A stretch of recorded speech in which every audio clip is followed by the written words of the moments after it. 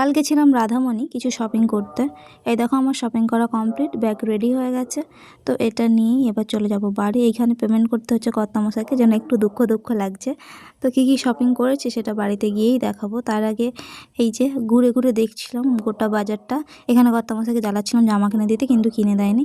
আর এখানে সেলের শাড়ি ঝোলানো ছিল, যেগুলো দেখে মনে হচ্ছিল অনেক বছর ধরে বস্তায় পড়েছিল, যেগুলোকে বের করানো হয়েছে। আমার তো একদমই ভালো লাগেনি, কিন্তু ওই সেম টাইপের দামই আমি শাড়ি নিয়েছি, যেগুলো খুবই সুন্দর। সামনে এগিয়ে একটা কালো শাড়ি দেখতে পেয়ে চোখটা থেমে গেছিলো। আমার কালো খুবই পছন্দের কালার। বাড়ি চলে এসেছি, কী কী শাড়ি কিনলাম দেখে নাও। মোট 6টা শাড়ি কিনেছি। এই দেখো, এই একটা সরস্বতীর মতো দেখতে শাড়িটা বেশ ভালো লাগছে। এই শাড়িটার দাম নিয়েছে 350 টাকা, 340 টাকা।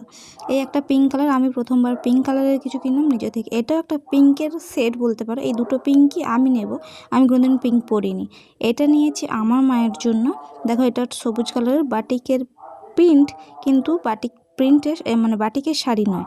আর এই একটা শাড়ি আর এই দুটো শাড়ি নিয়েছে আমার শাশুড়ি মায়ের জন্য। দেখো, এটা রেড মনে হলেও একটু কালচে টাইপের রেডটা, আর এটা হচ্ছে সবুজ।